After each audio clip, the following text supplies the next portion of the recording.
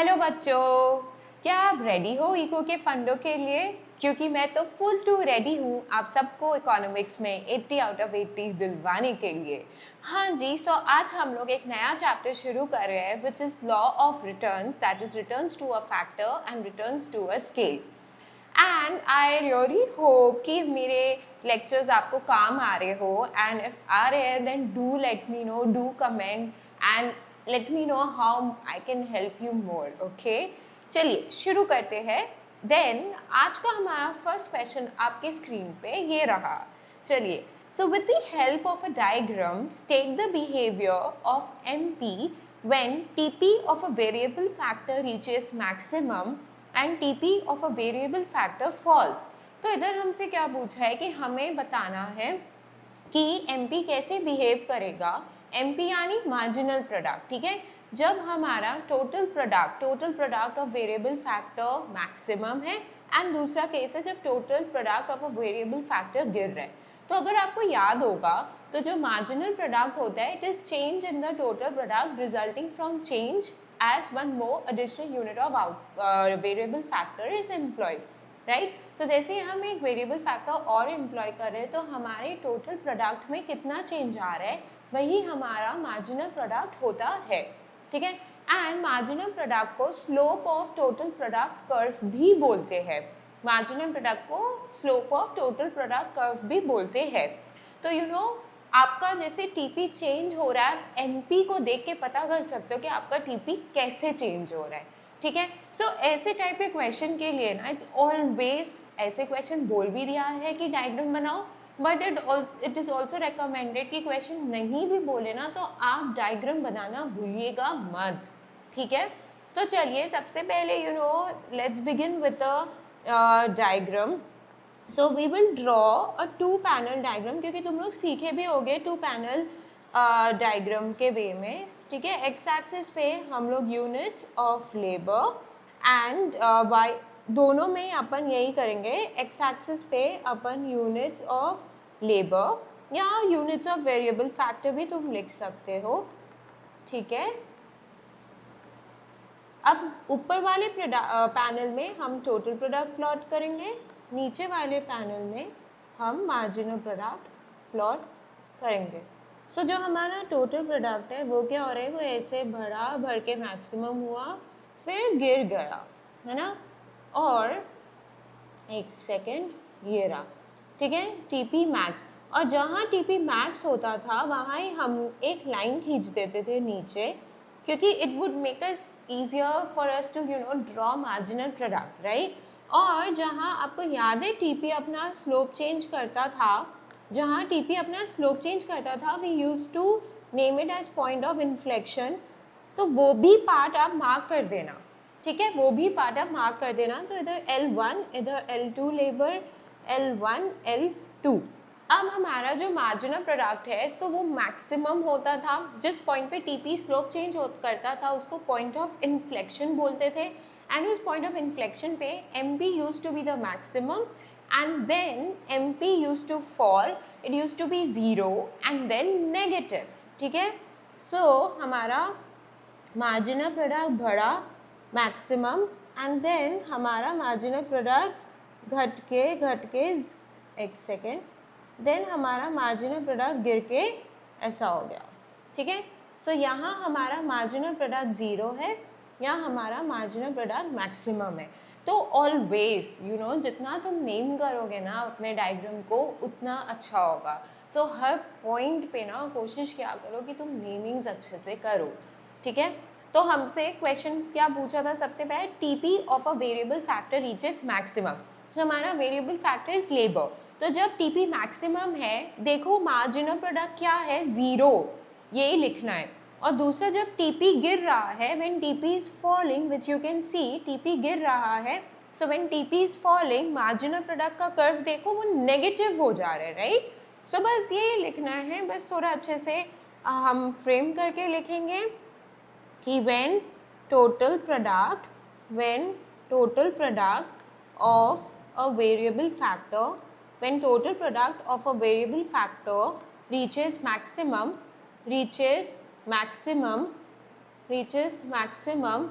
as shown in the above diagram, as shown in the above diagram, as shown in the above diagram, marginal product becomes 0. So जैसे ही total product मेरा maximum होता है, marginal product 0 हो जाते हैं. And जहाँ TP max है ना, ठीक है, आप उस पॉइंट को ए नेम कर दो. आई मीन आप इस पॉइंट को ए नेम कर दो, बिकॉज यू नो फिर अपन देखो कैसे उसको एक्सप्लेनेशन में घुसाएंगे. ठीक है, लिख दो यहाँ टीपी मैक्स. ओके, हाँ. सो फिर हम लोग बोलेंगे कि when TP of a variable factor, when TP of a variable factor becomes maximum at point A, then marginal product of the variable factor, touches the x-axis, and जहाँ x-axis को touch कर रहा है, let me name it at point B. ठीक है, diagram में, क्योंकि क्या होता है ना, जब डायग्राम बना रहे हो तो उसके अपने एक्सप्लेनेशन में इनकॉर्पोरेट करना चाहिए. ठीक है, so that is why I have named this point A and B, और उस डायग्राम बुरा मान जाएगा. ठीक है, so then marginal product of the variable touches the x axis at point B.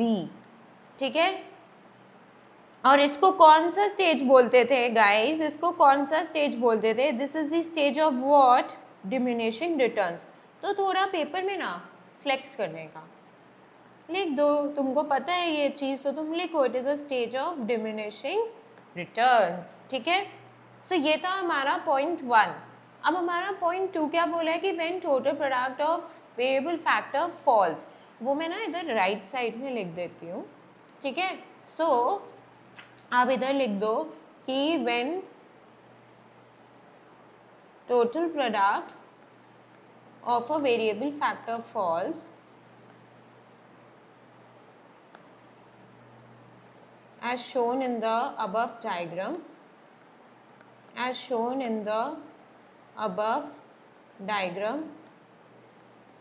marginal product of variable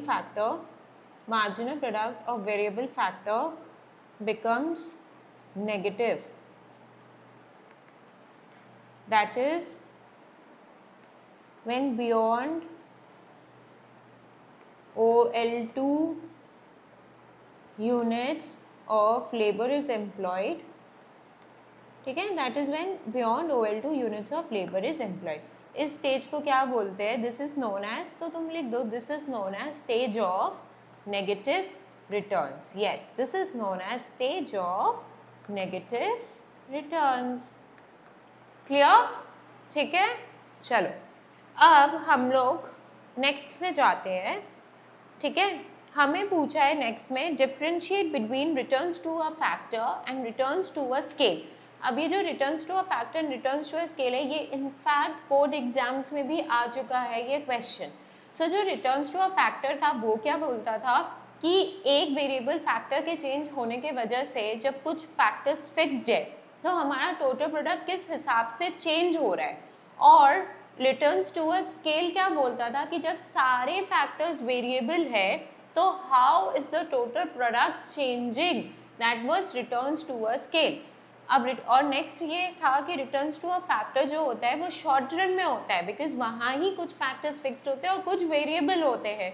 but returns to a scale is a long run phenomenon, है ना, क्योंकि वहाँ क्या होता है सारे फैक्टर्स वेरिएबल होते हैं. तो हम लोग तीन डिफरेंस लिखेंगे. ठीक है, to be on the safer side आपको तीन डिफरेंस तो एटलीस्ट आना ही चाहिए. तो थर्ड डिफरेंस आप ये बोल सकते हो कि जो रिटर्न्स टू अ फैक्टर है वो बोलता है कि अगर एक इनपुट चेंज हो रहा है तो what is the change in the total product. और on the other hand returns to a scale आपको क्या बोलते हैं कि कितना चेंज हो रहा है आउटपुट में जब सारे इनपुट्स वेरिएबल है. ठीक है, so let's frame it, don't worry, we will frame it and then you will learn it. चलो, returns to a factor, returns to a scale. चलो फर्स्ट पॉइंट लिखो, it refers to change in the physical output when quantity of one factor is changed while other inputs remaining fixed. ठीक है, और इधर अपन लिखेंगे कि it refers to change in physical output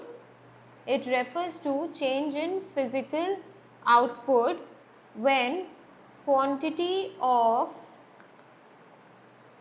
all the factors is changed simultaneously. आप सारे factors को simultaneously change कर रहे हो एंड पता है क्या, सेम प्रपोर्शन में कर रहे हो. साइमल्टेनियसली तो कर ही रहे हो, सेम प्रपोर्शन पे.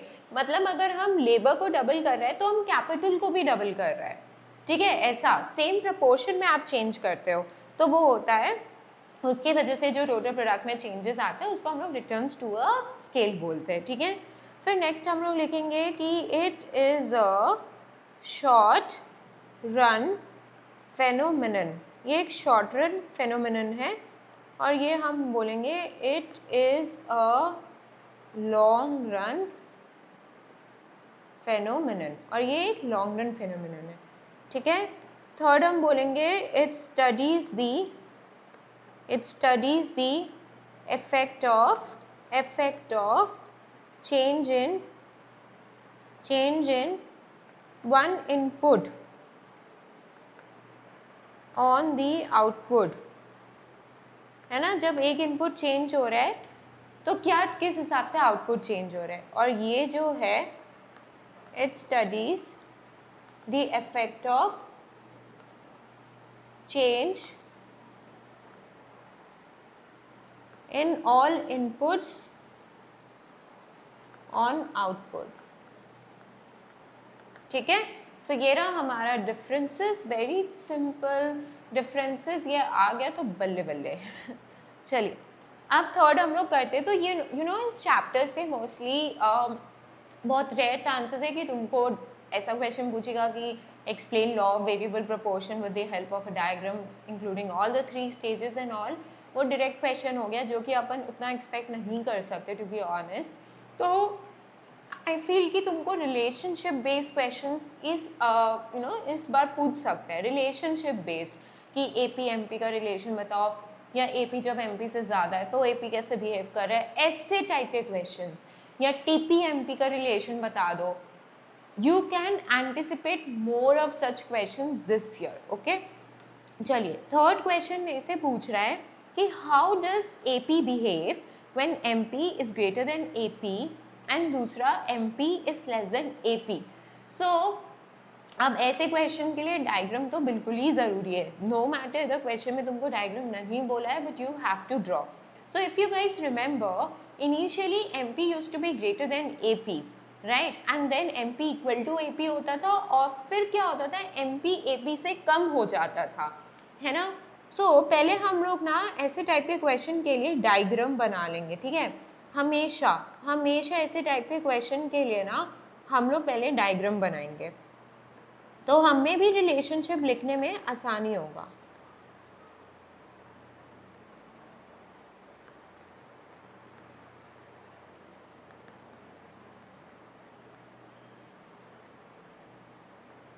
ठीक है, सो मार्जिनल प्रोडक्ट पहले बना लेना. भर के मैक्सिमम हुआ, फिर गिरने लग गया. ठीक है, that is how marginal product behaves.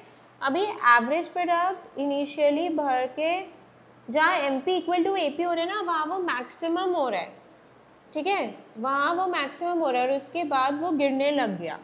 But कभी भी AP will not touch the x axis. Okay, so यहाँ what I am naming it as point M, and यहाँ I am saying कि MP is greater than AP. Then at here I am naming it at point A where MP is equal to AP, and here I can see MP is less than AP. And here I am naming it कि OL2 labour पे ना ऐसा हो रहा है। Corresponding पता है labour भी पॉइंट आउट कर ही देना चाहिए। आंसर लिखने का स्टाइल इम्प्रूव हो जाता है ये सब चीज़ों से, एनहांस हो जाता है। तो हमसे पूछा था कि how does AP behave when MP is greater than AP। तो आप इधर देखो, just see the two curves and you will see that when MP is greater than AP, AP rises, है ना। ये कब तक हो रहा है, ये अप टू OL2 लेबर तक हो रहा है। एट OL2 तो MP इक्वल टू AP हो जा रहा है एंड वहाँ AP मैक्सिमम हो जा रहा है। सो अप टू OL2 ऐसा हो रहा है। एंड नेक्स्ट था MP लेस देन AP कब हो जाएगा, जब beyond OL2 units of labour employ होगा।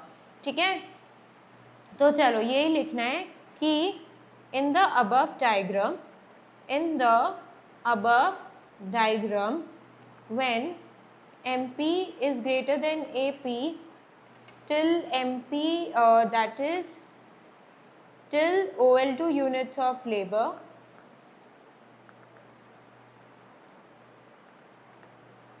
then AP is rising. ठीक है, so in the above diagram when MP is greater than AP that is till OL2 units of labor, units of variable factor लिख दो, फिर bracket में labour लिख दो। ठीक है, यूनिट ऑफ वेरिएबल फैक्टर, क्योंकि हमने डायग्राम में वेरिएबल फैक्टर प्लॉट किया वैसे लिखे है ना इसलिए। ठीक है, units of variable factor AP is rising. और नेक्स्ट हम नेक्स्ट क्या पूछा था कि when MP is less than AP that is beyond OL2 units of labor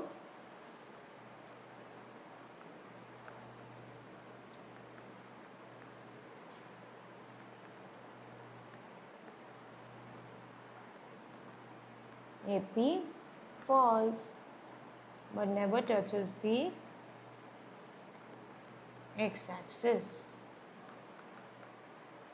ठीक है, AP falls but never touches the x-axis.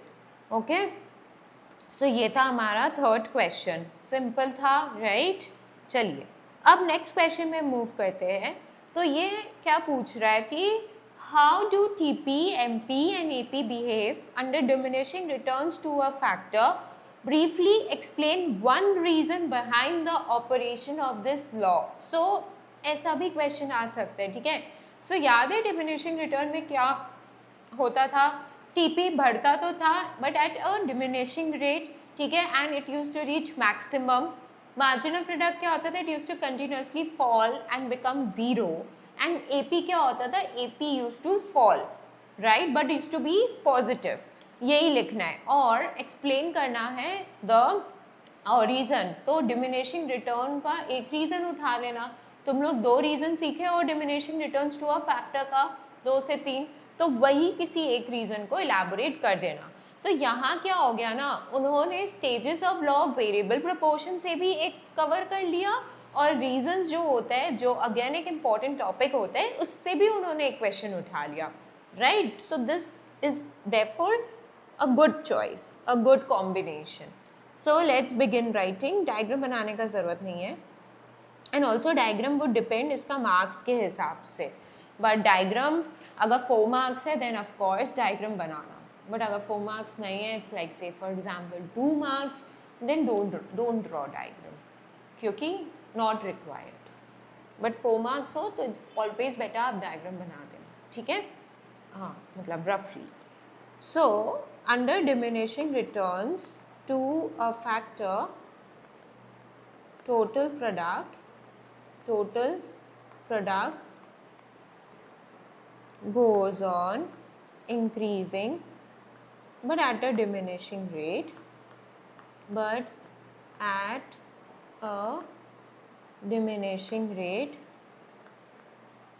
and reaches maximum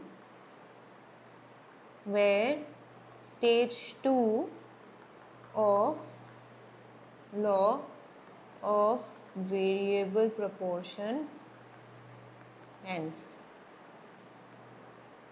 फिर आप लिखोगे मार्जिनल प्रोडक्ट जो है continues to fall and becomes zero.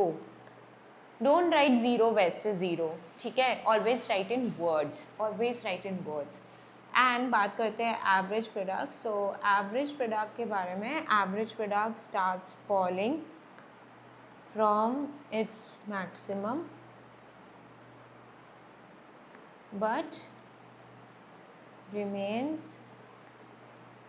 positive throughout the stage 2, that is stage of diminishing returns. ठीक है? Now what they had asked, explain one reason behind the operation of the law. ठीक है? So लिख देते हैं reason, next para, ठीक है? Reason behind diminishing returns. Reason behind diminishing returns to a factor is imperfect. ये सबसे important है, ठीक है? ये अलग से भी आ सकता है guys. Imperfect substitutability,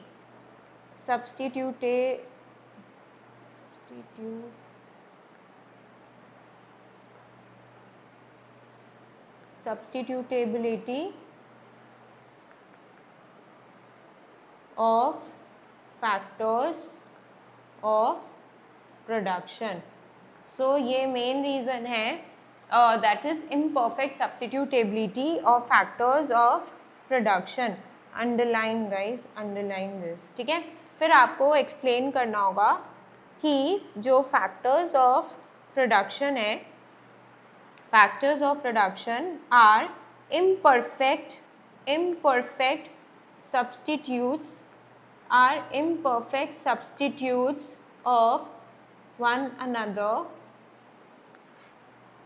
up to a certain stage only. One factor, ये तो एकदम direct question था. One factor can be substituted. पूरा point explain करना. So up to a certain stage only, one factor can be substituted for another one. फिर for example, more labor can be employed. More labor can be employed in place of capital. More labor can be employed in place of capital, but there is a limit, है ना? But there is a limit to which one input can be substituted. There is a limit up to which one input can be substituted for another. एक limit होता है जब आप एक input को दूसरे इनपुट से सब्स्टिट्यूट कर सकते हो. एक लिमिट तक ही कर सकते हो, ठीक है? एक लिमिट तक ही कर सकते हो. सो ये था हमारा पॉइंट. ओके, तो ये था question 4. How do TP, MP and AP behave? So they can ask you similarly under increasing returns to a factor and under negative returns to a factor, right? They can ask you. So again मैं बोल रही हूँ 4 marks का होता तो I would have drawn a diagram as well. Why to risk your marks, right? चलिए अभी question 5 है. ये थोड़ा डिफरेंट काइंड ऑफ क्वेश्चन है जो हम लोग से पूछा गया है कि हमें बताना है 3 stages of law of variable proportion, unit, TP, MP. So देखो स्टेजेस आइडेंटिफाई करने का ना टीपी और एमपी से ही तुम स्टेजेस आइडेंटिफाई करते हो, ठीक है? अब इधर एक चीज़ ऑब्जर्व करो कि जैसे कि एमपी कब तक बढ़ रहा था, 50 से 60 हुआ, बढ़ा, मैक्सिमम हो गया. तो स्टेज 1 में क्या होता था, MP used to be maximum and then MP used to fall also in stage 1, right? Stage 1 में तो ऐसे ही होता था कि एमपी जो है वो बढ़ता था, मैक्सिमम होता था एंड घटना भी शुरू हो जाता था. एंड स्टेज 2 पे MP यूज टू बी 0, वहाँ स्टेज खत्म. एंड स्टेज 3 पे MP use to be negative, वहाँ स्टेज 3 खत्म, राइट. बट इधर तुमको एक अदर वे भी है इस स्टेजेस को आइडेंटिफाई करने का. Other way around is when such kind of questions will be given to you, then जहाँ हमारा MP मैक्सिमम हो रहा है ना, MP के बेसिस पे तुम डिसाइड करना स्टेजेस, तो जहाँ MP मैक्सिमम हो रहा है वहाँ ही स्टेज 1 खत्म हो जाएगा, वहाँ ही स्टेज 1 खत्म हो जाएगा. ओके, फिर जहाँ MP 0 हो रहा है वहाँ स्टेज 2 खत्म हो जाएगा, और जहाँ MP नेगेटिव हो रहा है वहाँ स्टेज 3. सो ऐसे टाइप के क्वेश्चंस के लिए MP को रेफर करके आइडेंटिफाई करना स्टेजेस. स्टेज 1 वहाँ ही एंड करना जहाँ MP मैक्सिमम है, बिकॉज तुम वरना हाइपोथेटिकली 40-30 पे कैसे कर सकते हैं. वो जब हम लोग लॉ सीखे थे तो हम लोग एक वैसा न्यूमेरिकल एग्जाम्पल लिए थे और वैसे सीख गए थे, राइट. बट इसमें it would be difficult. So the other way round to identify the 3 stages you know is this only, कि स्टेज 1 में TP is increasing at an increasing rate और MP is increasing and reaches maximum, and AP also increases and reaches maximum. That is how we, in the other way round, to describe the stages of law of variable proportion. So follow that, क्योंकि इसमें or else it would be difficult for you to understand. ठीक है. So चलिए अब हम लोग लिख देते हैं. So हम लोग लिखेंगे कि the first phase is up to, या फर्स्ट स्टेज भी आप लिख सकते हो, 3 phases बोला है, या तो फर्स्ट फेज स्टेज कुछ भी लिखो, is up to second unit of variable factor where marginal product is increasing, and reaches maximum. ये टेबल तुमको दिया हुआ है, तुमको AP बनाने का ज़रूरत नहीं है, बिकॉज इस टेबल से ही तुमको आइडेंटिफाई करना है. So you don't have to draw AP. Okay, total product, हाँ. So where MP is increasing and reaches maximum, total product increases at an increasing rate. ठीक है. This phase is known as stage of diminishing returns, stage of increasing returns,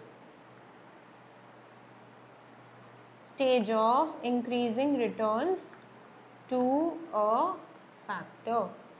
ठीक है. Next, the second phase or stage, कुछ भी लिख. The second phase is up to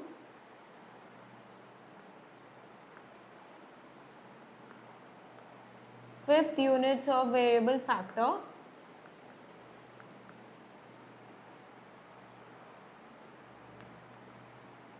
where total product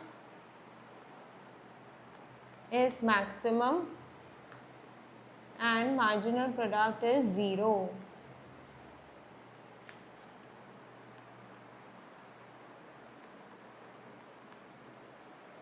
In this phase,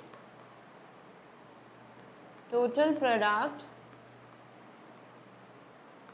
increases at a diminishing rate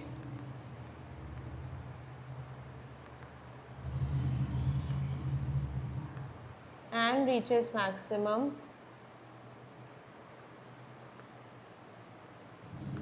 ठीक है. Marginal product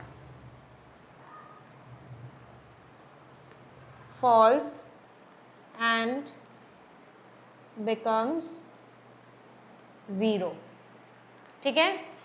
And this stage is known as, फिर तुम लिखना, this stage is known as stage of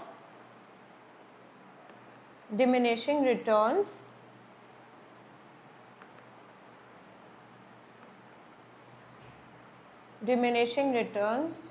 to a factor. ठीक है। And फिर third phase के बारे में लिखते हैं।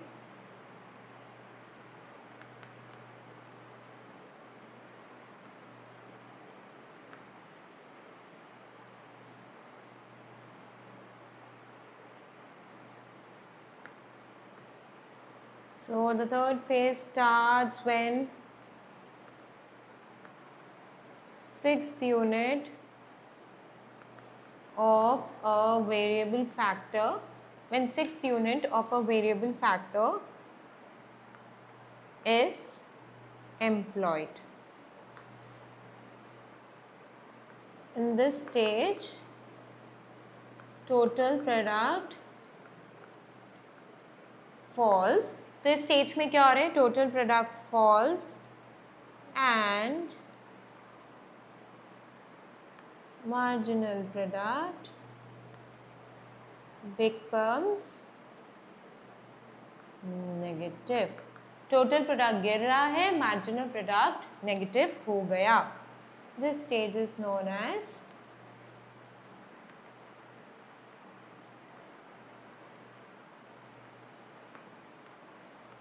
stage of